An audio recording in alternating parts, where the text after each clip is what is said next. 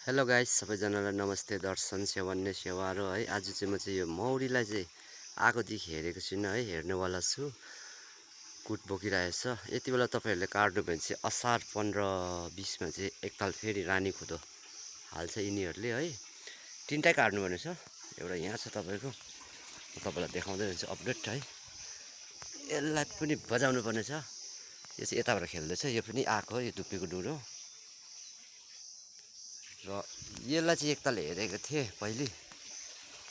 यसको पनि हुन्छ अहिले हिसाब किताब। अब सुरु भयो। यो अटिनटी हेर्नुहोस् त। यो तिनटै आज रिपोर्टिङ गरिदिनु र यिनीहरूको। गाइस, मेरो मान्छे चाहिँ यहाँ मालमा झुल्दैछ। सरी।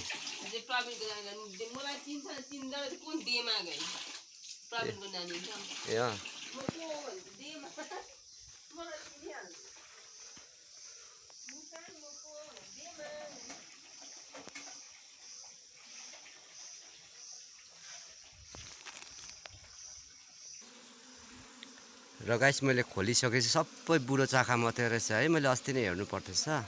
फेरि तपाईँले एउटा कुरा चाहिँ ध्यान गर्नुहोस् है, मौरी काट्दा बिहान बेलुका नकाटिदिनुहोस्। दिउँसो काट्दा चाहिँ चिल्दैन नि, माया गरिने आफ्नै मान्छे जस्तै हो। अन्त यसले चाहिँ तपाईँको कुट, रानी, क्विनहरू, सेलहरू त केही बनाएको छैन रहेछ।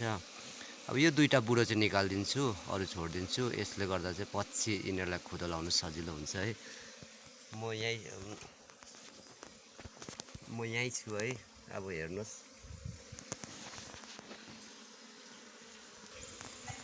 र गाइस, एउटा मात्रै निकाल्दै माया लाग्यो है। बच्चा धेरै रहेछ। अनि यसलाई सफा गर्नुहुन्छ हामीले है, गर्नुपर्छ। यो चाहिँ जरुरत। यो मैला हो, यति मैला फालिसकेको रहेछ।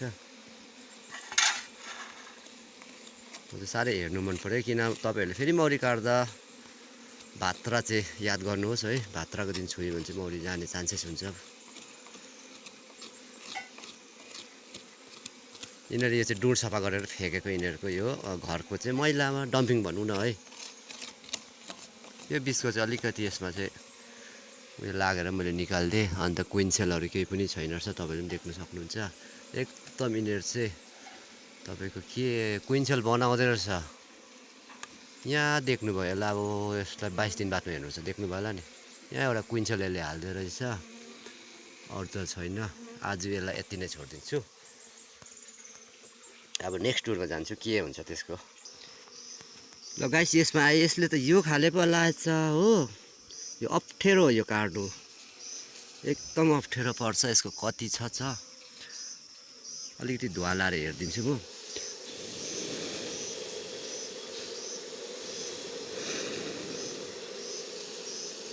यिनीहरूले जग्गा पाएको छैन। उतापट्टि मैला पो छ कि।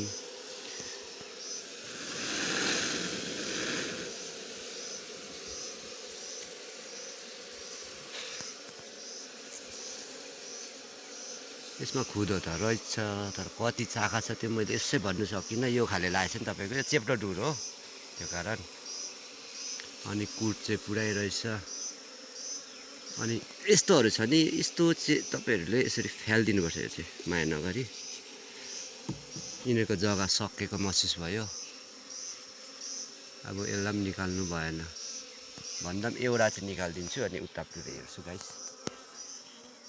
यतापट्टि किन मौरी आएन रहेछ भन्दा चाहिँ मैले यता यहाँ हान्नुहोस्। यसको भाइरसहरू यो रहेछ एउटा हो।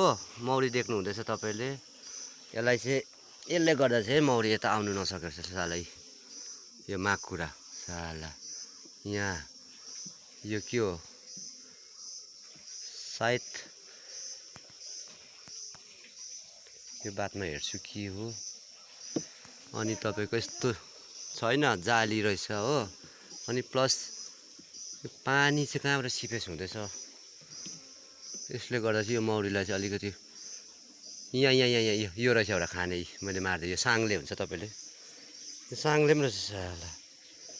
अन्त म अस्तिदेखि विचार गर्छु नि, देख्नुभयो यो पानी चाहिँ कहाँबाट आयो। यता पुरा चिसो रहेछ डुर, के भयो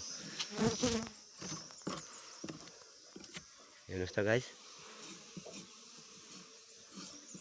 यिनीहरूलाई असुविधा अलिकति भएको महसुस गरेँ मैले।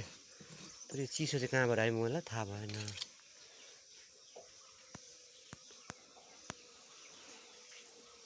यहाँ पनि रहेछ गुँड लगाइसकेको रहेछ साला माकुराले। हेर्नुहोस् त गाइस यस्तो हुन्छ मौरीमा चाहिँ। तपाईँहरूले मौरीलाई माया गरे नि चिल्नु चाहिँ ठ्यापै चिल्दैन। हामी केही प्रोटेक्सन छैन यत्तिकै केही लाउँदैन हो, माया चाहिँ गर्नुपर्छ, कहिले पनि चिल्दैन।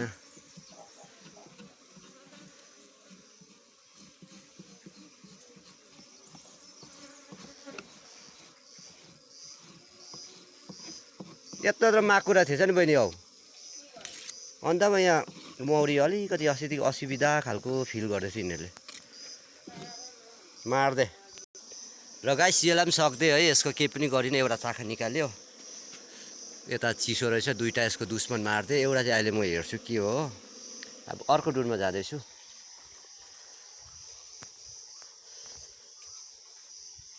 यसलाई पनि बस असुविधा छ कि। ए कान्छी असुविधा छ तिमीहरूलाई? चेकिङ आए तिम्रो मालिकै भनौँ न होइन।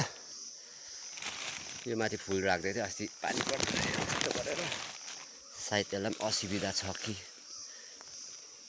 अहिले देखाउँछु तपाईँहरूलाई असुविधा ल। हेर्नुहोस् गाइस फेरि यसले अर्को खाले हालेछ। खुदो त रहेछ यो सेतोहरू खुदो, यिनीहरूलाई खानु चाहिन्छ होला सायद। अनि यिनीहरू चाहिँ तपाईँको खुदो त हालेको रहेछ, तर घर त किरा फारा त देखिनँ, घर अलिक मैला रहेछ यिनीहरूको। हेर्नुहोस् गाइस यस्तो हुन्छ मौरी।